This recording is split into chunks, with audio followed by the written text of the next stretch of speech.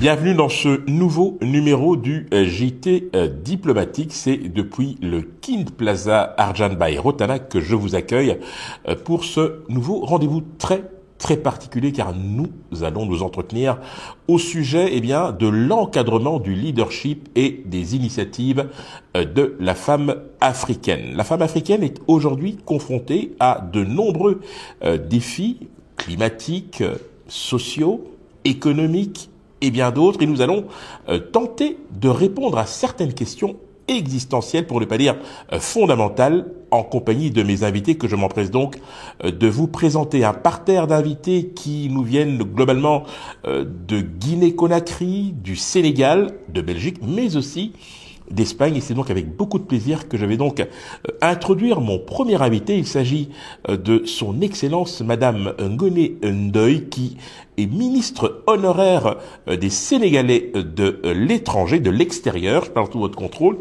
Bien évidemment, vous êtes présidente fondatrice de l'ONG FEMIDEC, Femmes, Enfants, Migration et Développement communautaire. Vous êtes également représentante pays du CSD. On aura l'occasion, bien évidemment, d'en reparler. Vous êtes la marraine, évidemment, d'honneur de Empowerment Women International, qui a d'ailleurs organisé à Kinshasa, au mois d'octobre, une conférence sur le thème précisément du leadership et des initiatives de la femme africaine.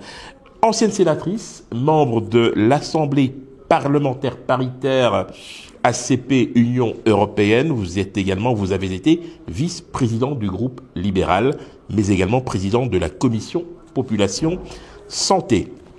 On continue avec votre profil, maire de Rufisque.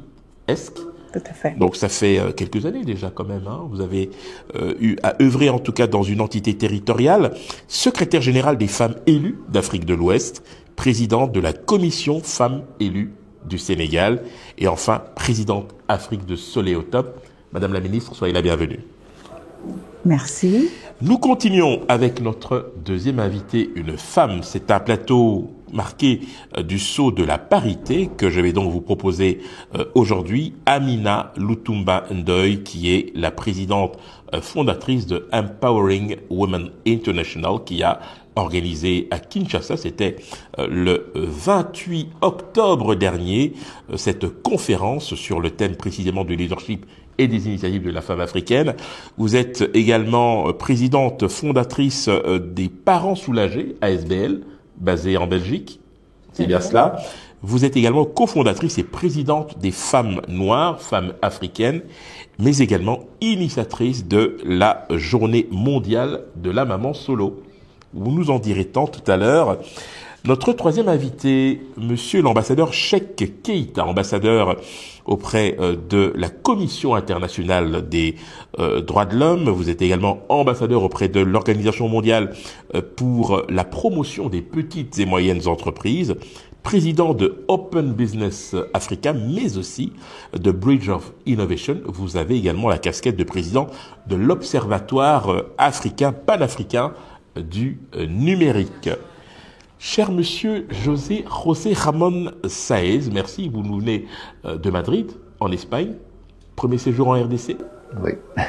Alors, vous êtes le CEO de Kids Company, vous êtes mécène bien connu de la fondation Look Good, Feel Better, on aura l'occasion d'en parler bien évidemment. Vous êtes aussi ambassadeur dans la campagne de sensibilisation contre le cancer du sein. C'est aussi une thématique qui vous tient à cœur, et vous êtes aussi lauréat du prix Halal Trophy. Vous nous expliquerez en quoi cela consiste. Vous l'aurez compris, mesdames et messieurs, distingués invités, chers téléspectateurs, nous allons donc aborder ce sujet très important de l'encadrement du leadership et des initiatives de la femme africaine. Je me tourne vers vous, madame la ministre. Lors de la conférence susmentionnée, vous avez évoqué l'expérience sénégalaise en matière de partenariat public-privé. D'un mot, en quoi cela consiste? Merci beaucoup, monsieur Nzouzi, pour cette invitation dans ce prestigieux plateau connu de toute l'Afrique et du monde. Je vous félicite et vous encourage sur cette voie. Je me permets de saluer tous mes co-débatteurs, mais aussi l'Afrique et le monde. Nous nous sommes réunis ici à Kinshasa par la grâce d'une éclairée jeune dame, Madame Aminata Lutumba Ndoye, pour encore parler de la femme. Mais cette fois, parler d'elle en tant que moteur du développement africain. Parler de la femme en tant qu'avenir, mais aussi présent bouillant de l'économie africaine. Un mode de partenariat qui est devenu obligatoire dans tous les pays parce que nécessaire. Nécessaire puisque ce sont les fonds d'investissement qui permettent d'aller de l'avant. Et si les États s'en tiennent à leur avoir, nous allons vers un manque criard de ressources. Le Sénégal s'est préparé à cela. Depuis les années 2000 déjà, notre environnement institutionnel a été réorganisé autour de la femme. Autour de la femme parce que c'est elle qui transforme, c'est elle qui produit, c'est elle qui consomme, mais c'est elle qui revend. Et la principale activité économique, c'est la revente, le commerce. Et nous sommes très, très engagés sur la voie de l'ouverture des fonds, intérieurs comme extérieurs, à la femme transformatrice qui aujourd'hui veut être pas seulement une PME, mais plus tard une industrie. Nous voulons que l'agriculture en Afrique soit motorisée, qu'elle soit valorisée, qu'elle soit mieux orientée, diversifiée, mais aussi que nous puissions récupérer notre marché qu'est l'Afrique, parce que nous sommes démographiquement très importants. Et voilà pourquoi hier nous avons beaucoup discuté sur toutes ces pistes. Nous y reviendrons. Bien sûr, on aura l'occasion d'y revenir dans le détail. Je me tourne vers vous, Amina Lutumbandoy. Alors, cette initiative, bien évidemment, était attendue depuis très longtemps. Vous avez, en créant Empowering Women International, tissé un réseau important à l'international avec des femmes basées dans différents pays du monde. Alors, peut-être pour ceux qui nous suivent et qui ne connaissent pas très bien votre organisation, d'abord, quels sont ses objectifs, ses missions et puis surtout, pourquoi avoir choisi Kinshasa pour cette première grande rencontre? Empowering Women International est un réseau de leadership d'excellence au féminin africain destiné à valoriser la femme dans toutes ses déclinaisons pour mettre du poids dans ce réseau, de la crédibilité et une vision qui devra se développer avec pérennité. J'ai fait appel à des parrains d'exception, dont 3 membres d'honneur du comité de parrainage que nous avons ici présents, Madame la ministre Ngoné Ndoye, Monsieur l'ambassadeur Cheikh Keïta et Madame Nicole Bachoua Toumba. À l'image de leur parcours inspirant, qui sont dans 3 pays différents, j'ai basé toute la vision de mon travail pour que la femme puisse exceller. Alors 2 femmes très inspirantes dans 2 pays différents qui donnent le ton de leur résilience au travail face à la place de la femme à tous les niveaux, et leur parcours d'excellence est un moteur de valorisation pour toutes les femmes. Et j'ai fait appel à mon mentor, Monsieur l'ambassadeur Cheikh Keïta, qui lui est un monsieur qui se bat pour la femme, encadre et encourage. Donc à travers ces diverses casquettes, nous pouvons aussi trouver des chemins pour que les femmes continuent d'avancer.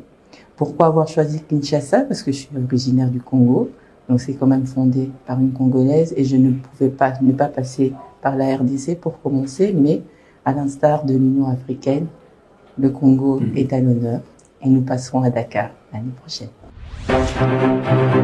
Bonjour à tous, mon nom est Henri Désiré Ndizi, producteur associé du JT Diplomatique. Aujourd'hui, eh bien, j'ai l'immense plaisir de vous accueillir au Kin Plaza Arjan by Rotana, notre nouveau partenaire, et c'est ici désormais que j'aurai l'immense privilège de vous accueillir pour vous entretenir des relations internationales. Vous le savez, le JT Diplomatique est le tout premier rendez-vous dédié aux acteurs de la vie internationale, l'occasion pour nous de donner la parole à celles et ceux qui font bouger le monde.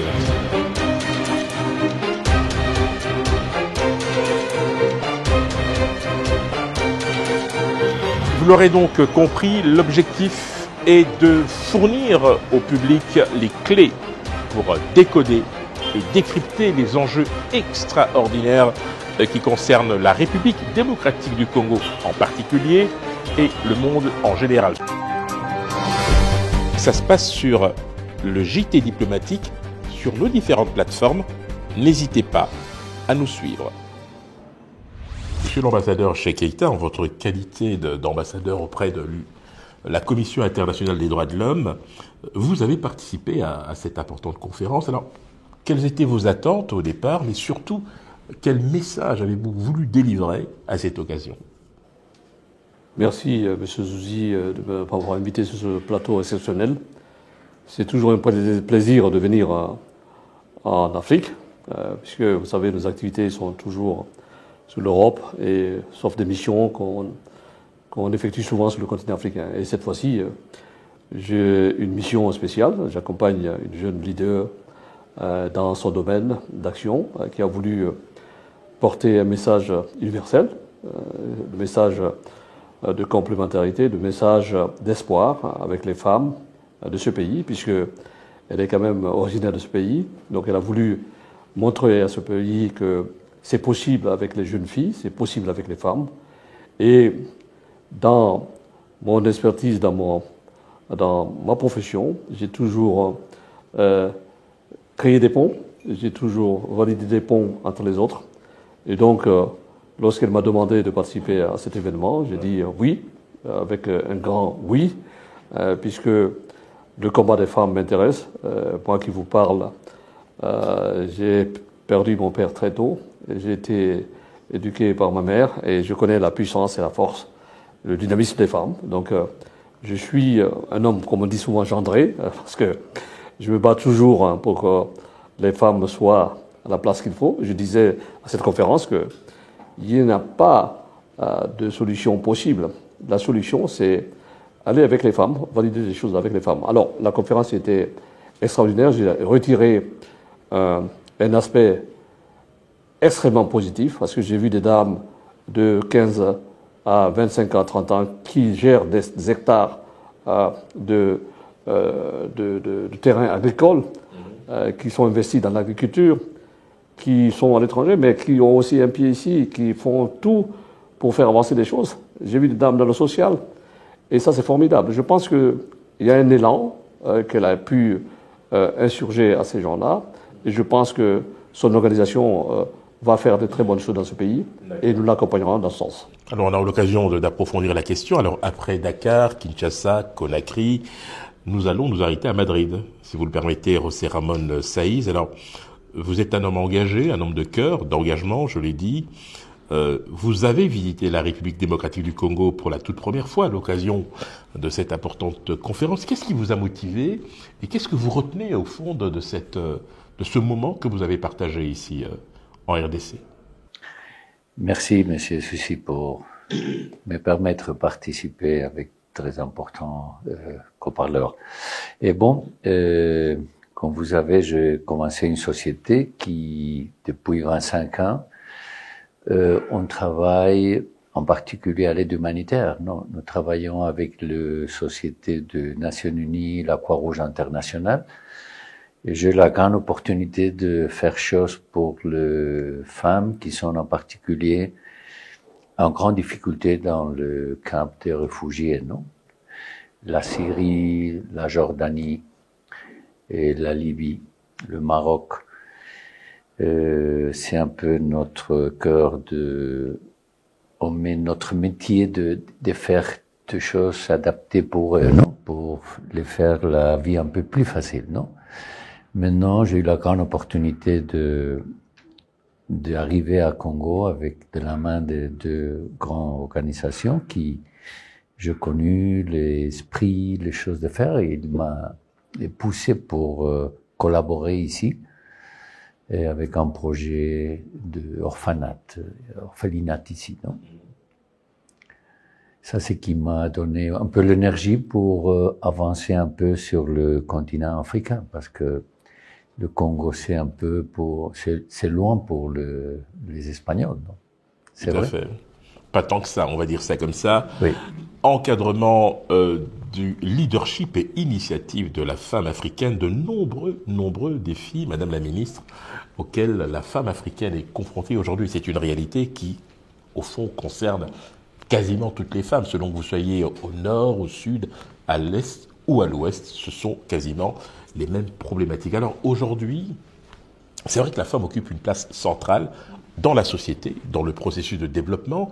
C'est pour cette raison d'ailleurs que depuis de très longues années, au niveau des Nations Unies, des efforts sont faits. On a évidemment en mémoire l'autonomisation de la femme, ce terme qui fait florès depuis maintenant presque 30 ans et qui est un moyen de renforcer d'une certaine manière les capacités de la femme dans un milieu parfois, je dirais, hostile. Madame la ministre, alors aujourd'hui, quelle lecture faites-vous du leadership et des initiatives de la femme africaine?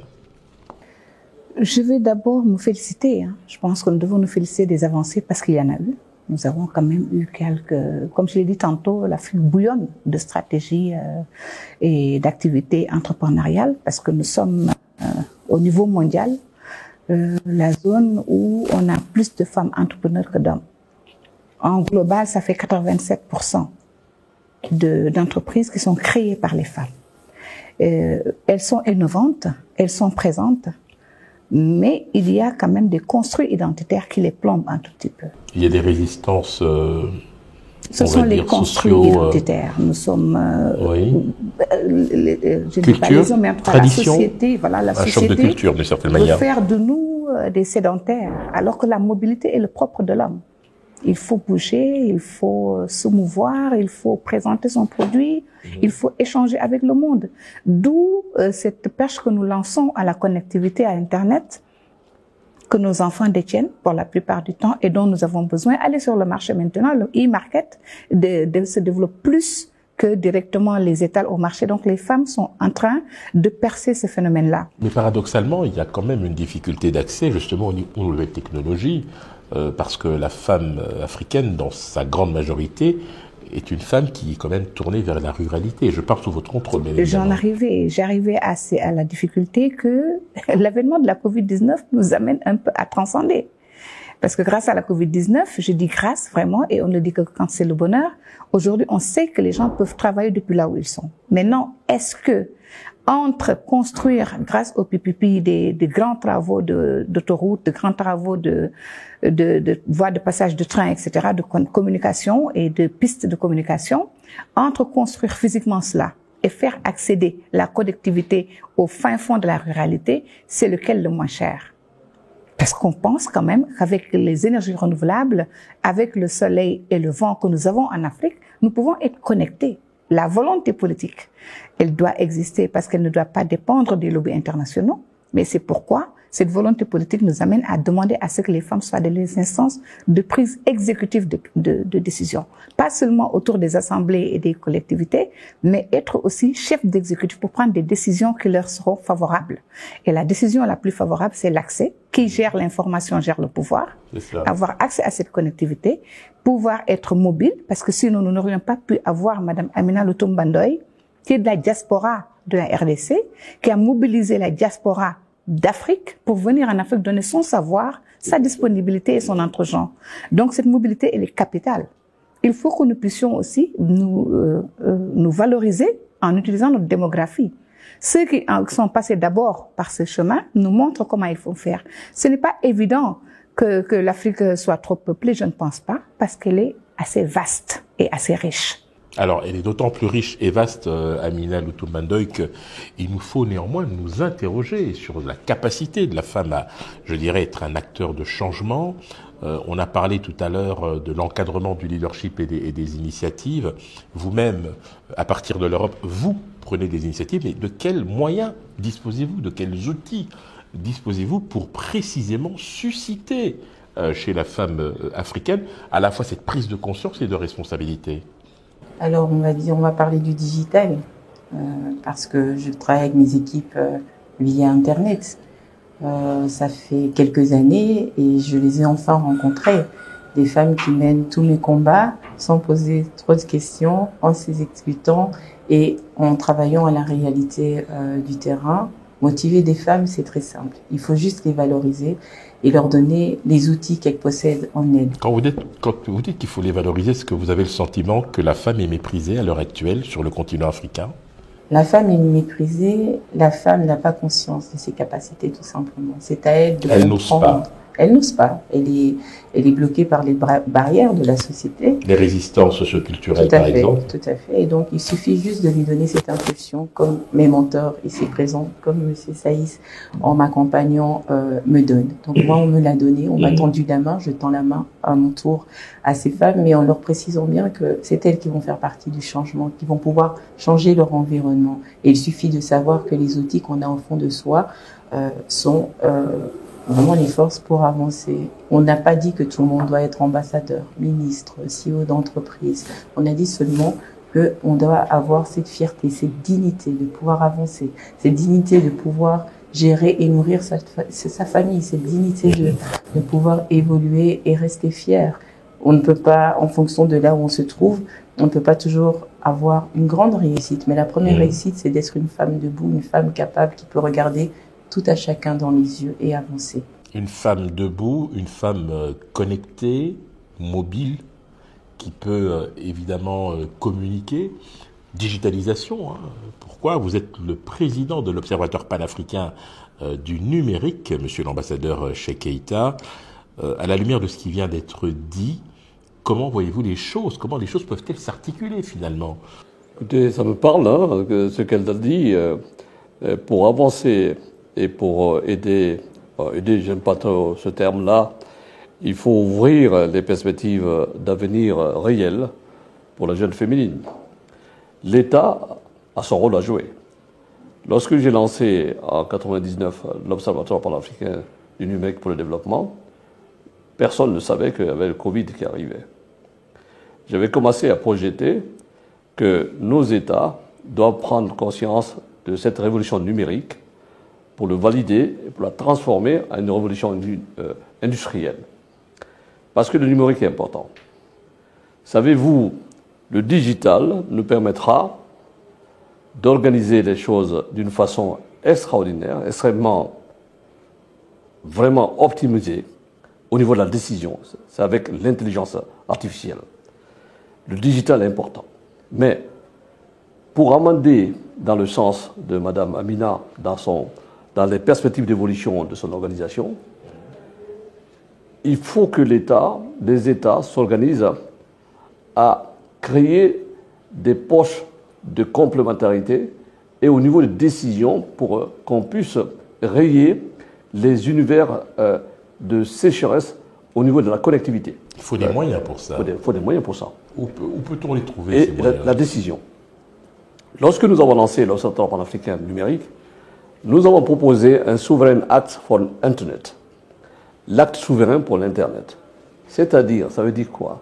Il faut que les États prennent la décision de dire, voilà, aujourd'hui, l'Internet, c'est un acquis, mais vous avez les grands mastodons de l'Internet qui verrouillent tout dans le monde, c'est-à-dire les GAFAM, qui rentrent à Google, Amazon, Facebook, qui rentrent en Afrique sans taper la porte, tout à fait, oui.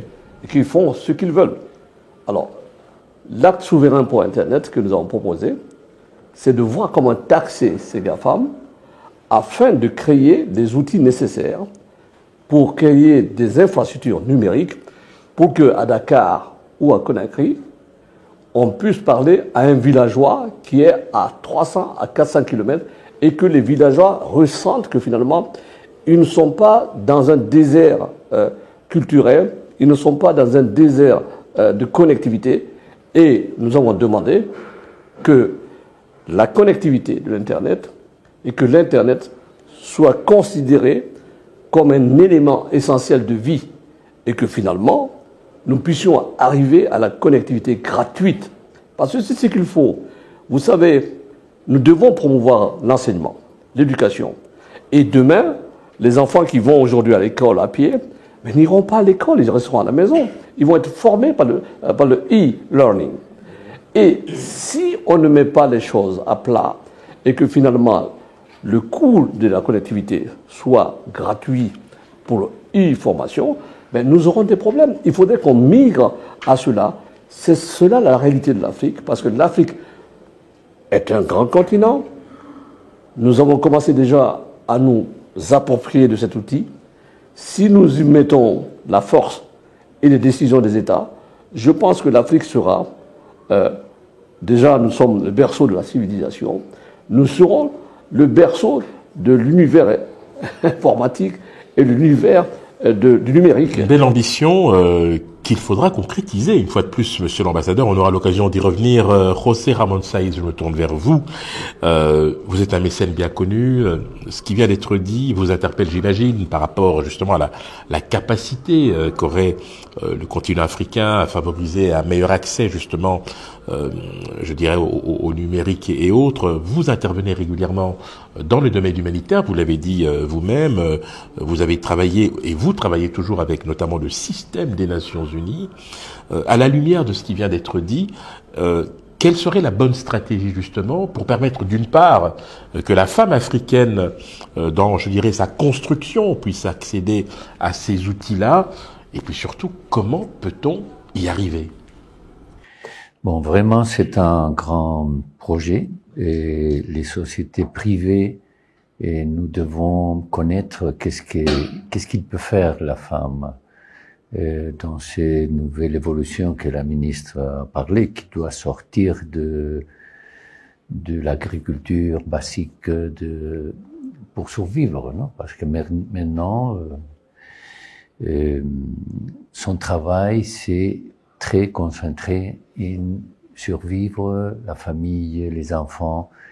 Et pour les sociétés, une société privée comme nous, qui avons l'opportunité de travailler à côté d'organisations humanitaires, je connais parce qu'on a l'intérêt, mais je crois que aussi on doit approcher la situation à l'accompagner, non? À l'accompagner, il y a, avec la participation, le conférences comme celle-ci, on doit mettre plus proche de nous qu'il y a une grande opportunité pour femmes qui sont préparées, qui ont la capacité de travailler avec nous, non? Même dans notre pays, mais après dans son pays. Parce que elle, sans doute, doit être le moteur. Tout à fait. Qui change chaque pays, non? Femme actrice et moteur de changement, il en sera question dans la seconde partie. Nous nous retrouvons après une courte pause.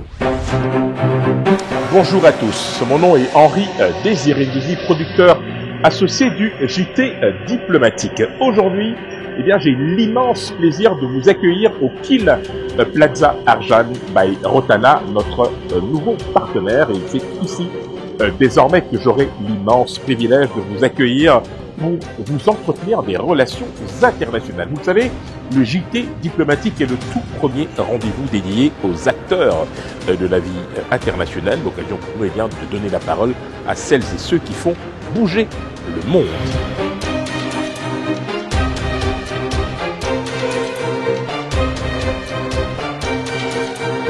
Vous l'aurez donc compris, l'objectif est de fournir au public les clés pour décoder et décrypter les enjeux extraordinaires qui concernent la République démocratique du Congo en particulier et le monde en général. Ça se passe sur le JT Diplomatique, sur nos différentes plateformes. N'hésitez pas à nous suivre. Retour sur le plateau du JT Diplomatique pour cette deuxième partie consacrée à l'encadrement du leadership et des initiatives de la femme africaine, avec mes invités, Madame la ministre honoraire des Sénégalais de l'extérieur, Madame Ngoni Ndoye, avec Madame Amina Lutumba Ndoye, qui est la présidente de Empowerment Women International, Monsieur l'ambassadeur Cheikh Keïta, qui nous fait l'honneur d'être présent. Merci une fois de plus d'être là. Et vous, José Ramón Sáiz, pour votre participation. Nous allons donc entrer dans le vif du sujet, et c'est peu dire, car il est important que nous sachions exactement où nous en sommes véritablement. Le leadership, les initiatives de la femme africaine. Alors, petite question peut-être un peu provocatrice, est-ce qu'on peut encadrer le leadership, Madame la ministre? Conseiller, oui, mais encadrer, non. Être leader, c'est déjà savoir ce que l'on veut, où on va, être libre de ses pensées et en vouloir. Est-ce que ça relève de l'acquis ou de l'inné, le leadership, selon vous? Bon, inné, mais on peut l'acquérir si on est fan de quelqu'un ou de quelque chose, ou si on est révolté par une situation. Si je prends le cas de Madame Korkadia du Sénégal, qui aujourd'hui produit immensément de riz, à exporter d'ailleurs, et c'est parti du fait qu'elle voulait donner à manger à sa famille. Elle a pris une graine de riz normale, dans du sable normal, et l'a plantée. Ça ne marchait pas, parce qu'elle voulait du riz pour sa famille. Aujourd'hui, elle a des millions et des millions de machines en cours, et elle a des hectares de terre à n'en plus finir, jusqu'à exporter son riz. Mais lorsque l'on a ce type de témoignage, on sait aussi que les femmes peuvent être cruelles entre elles. Est-ce que lorsque l'on est dans une phase de leadership, appelons les choses telles qu'elles sont, transformationnelles, que l'on impacte sur la vie des autres, est-ce que les femmes peuvent se montrer solidaires finalement, Amina Loto-Bandoy? Elles peuvent se montrer solidaires. On peut être des guerrières ensemble. Bien sûr, il y a toujours des coups bas. C'est l'histoire du monde.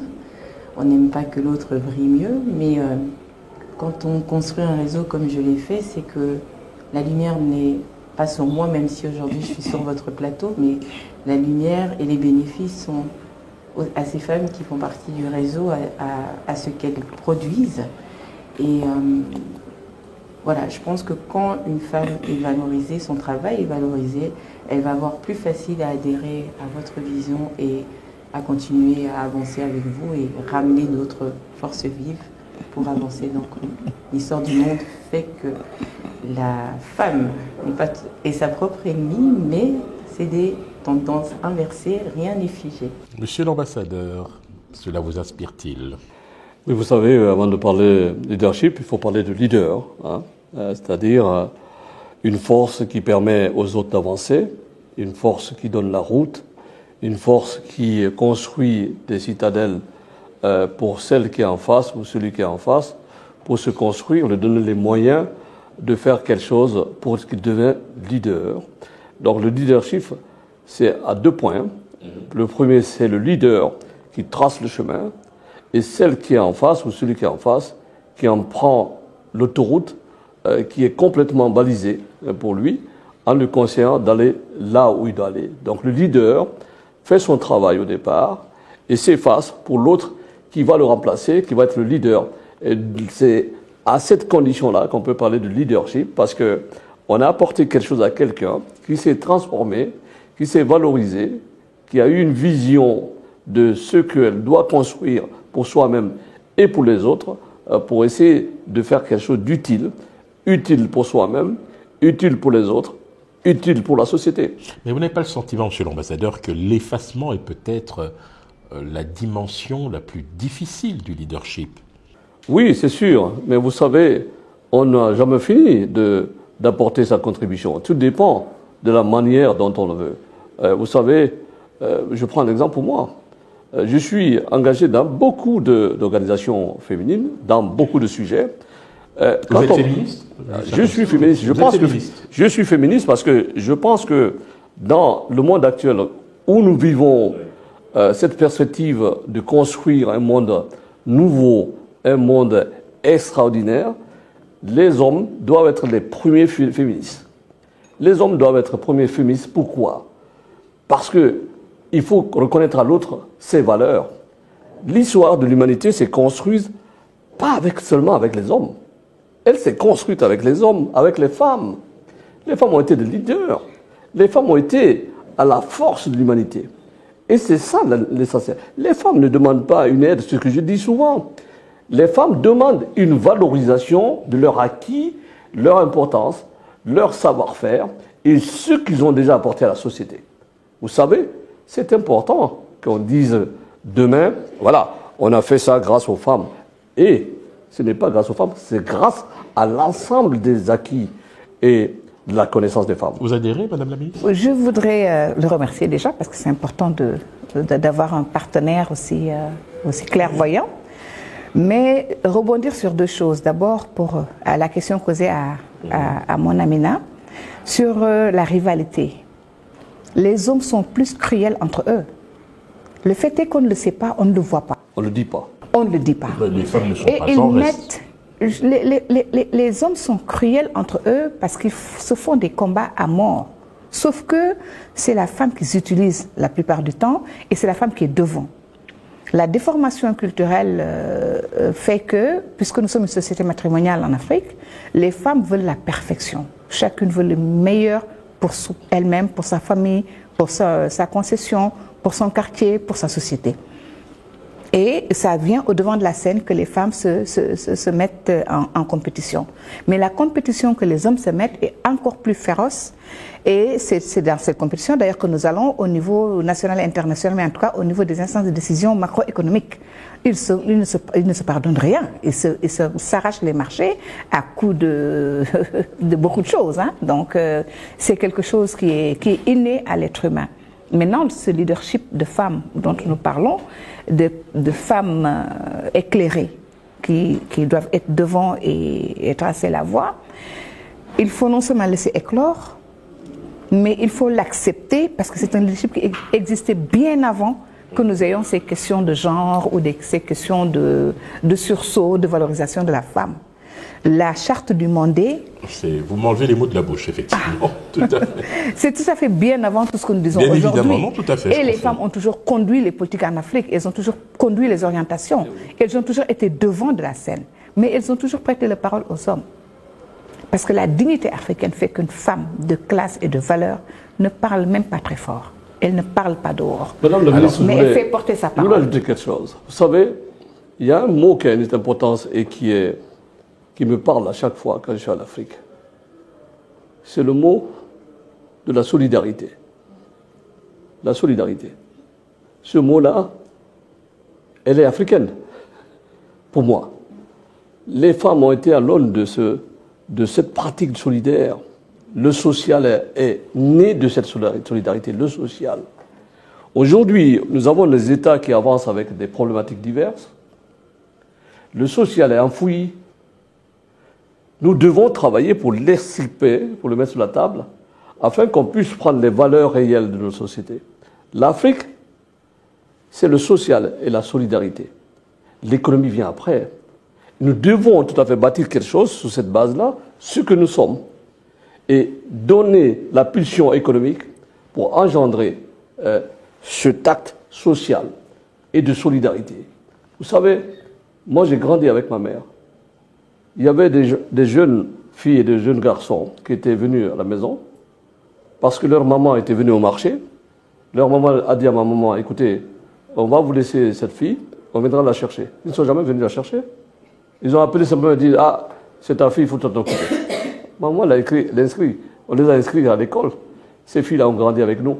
C'est ça la force de la solidarité. Nous ne devons pas le perdre. Alors, précisément, on va traverser la Méditerranée, José Ramon Saiz, avec ce qui vient d'être dit justement. Est-ce que vous pourriez partager avec nous l'expérience espagnole? La femme espagnole aujourd'hui est-elle confrontée aux mêmes problématiques que la femme africaine? Oui, sans doute, c'est un peu différent parce que bon, l'Espagne, il a eu un développement plus grand. Bien évidemment.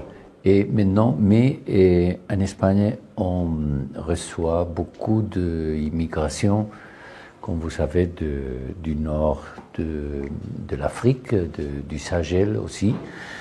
C'est le premier pays aussi que l'Italie qui reçoit des personnes qui sont culturellement différents, avec différentes éducations, avec de grandes difficultés dans son pays, et y arrive à l'Espagne pour trouver une opportunité. Non?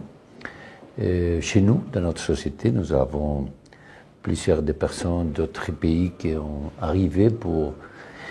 Mais toujours, c'est un peu la volonté de le propriétaire, de le management de les sociétés qui doit ouvrir un peu les yeux à ces personnes qui cherchent une opportunité. Est-ce que la notion de solidarité est-elle suffisamment présente dans la société espagnole?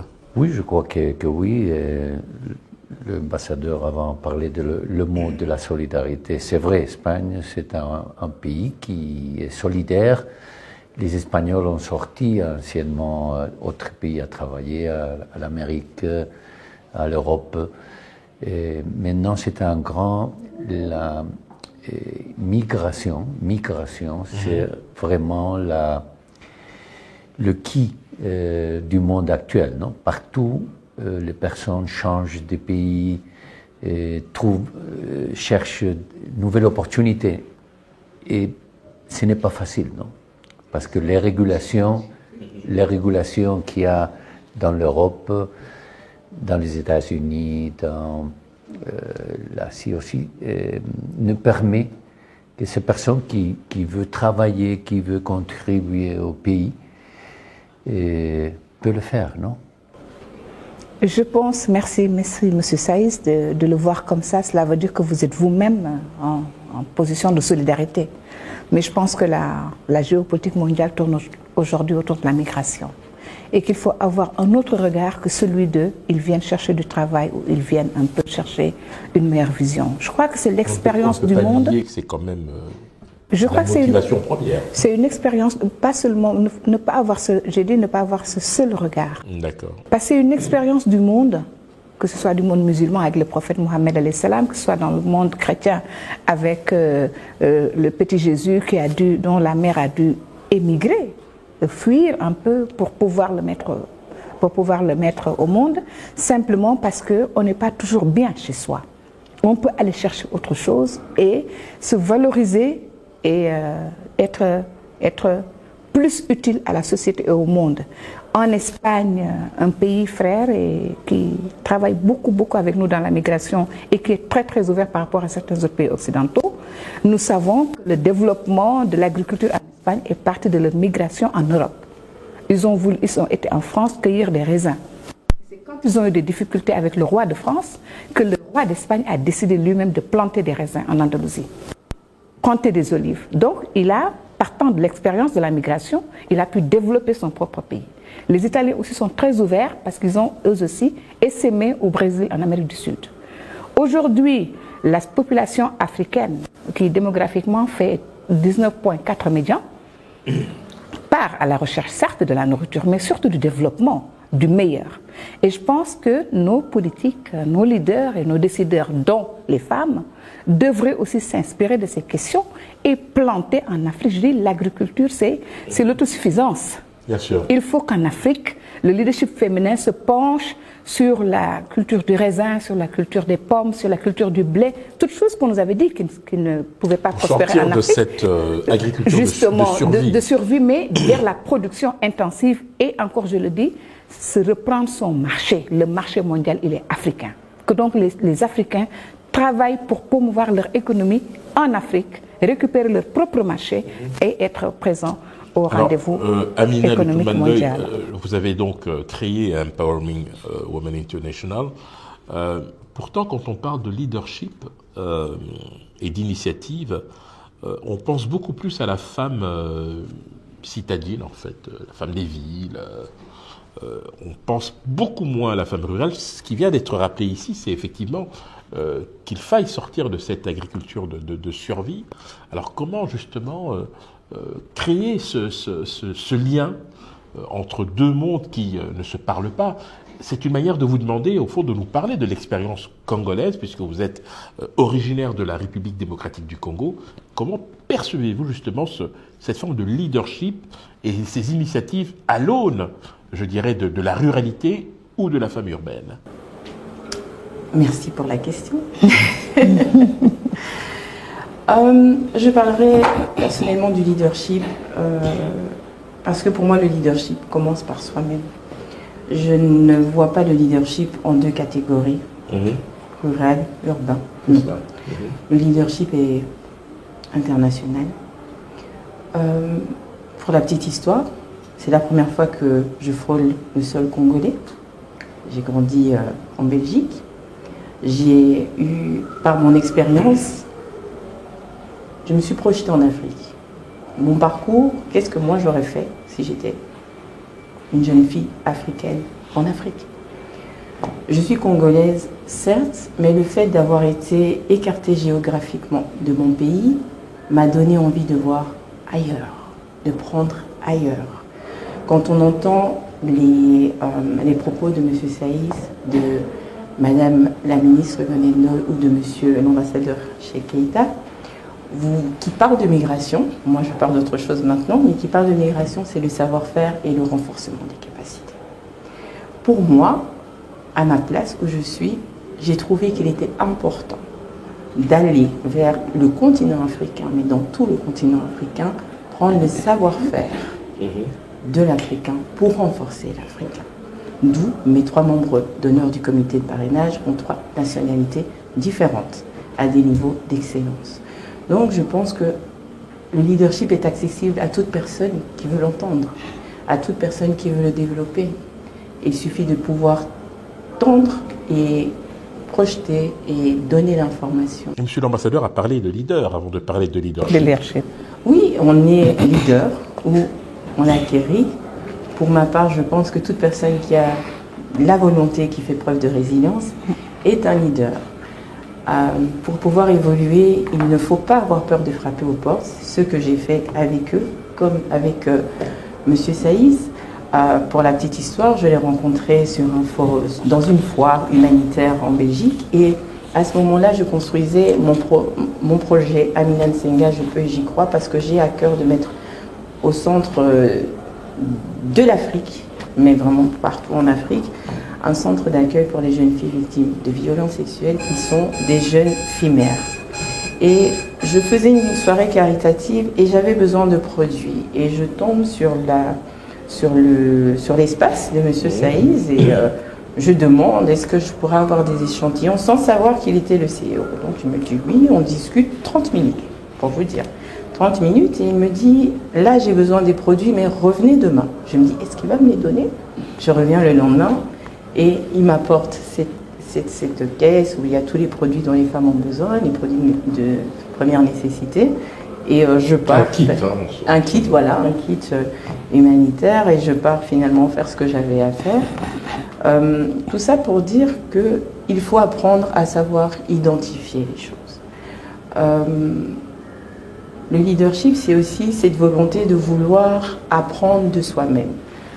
J'ai vraiment la chance et l'honneur d'avoir des mentors d'excellence.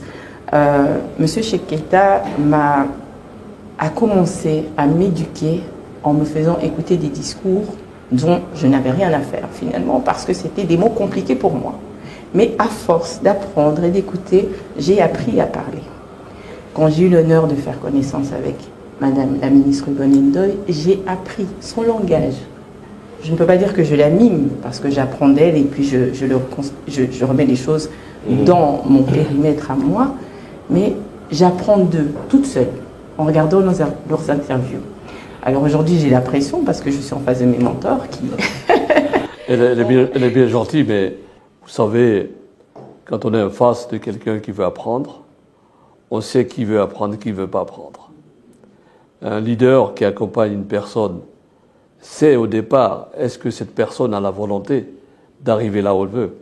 C'est plus simple pour un leader, pour accompagner une jeune femme, une jeune fille motivée par ce qu'elle doit faire. Elle a une ambition. Quand vous rencontrez quelqu'un qui a une ambition, qui a des idées... L'ambition est un mot tabou en Afrique. Hein. Il faut l'avoir. Il faut l'avoir, monsieur Zenzoui. Il faut avoir l'ambition. On me dit souvent, monsieur Keita, j'ai été invité dans une plateau de télévision, on me dit, monsieur Keita, en Afrique, on n'aime pas les gens comme vous, qui touchent à tout, vous êtes tellement connus, vous faites ça. Je dis, écoutez, nous avons un temps de passage sur cette terre. Il faut qu'on ait le bon sens. On ne pense pas souvent à la mort, vous savez, monsieur Zenzoui. Mais la mort ne nous prévient pas. Nous avons un temps imparti pour vivre sur cette terre. Et pendant ce temps-là, il faut travailler pour faire du bien, pour construire quelque chose. Et c'est très important. Je voulais finir par ce phénomène d'immigration. C'est votre mot de la fin, car on va devoir conclure. D'immigration. Oui. Vous savez, on parle aujourd'hui d'immigration africaine en Europe. Mais avant, c'est les Européens qui viennent en Afrique. Quand vous voyez l'histoire de Carthage, en Tunisie et autres, mais les Italiens sont venus en masse en Tunisie.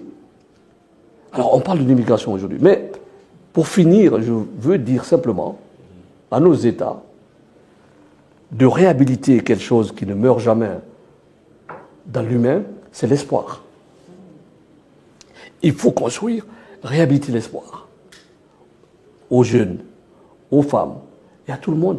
Quand on sait que dans son pays, on a tout à construire, on a de l'espoir, on a du bon sens et on croit à son pays, mais on ne part pas. Il faut qu'on construise l'espoir pour que les gens disent « c'est possible chez moi ». Et les gens restent parce qu'ils ont l'espoir. L'espoir est à construire et à consolider. Et nous irons ensemble.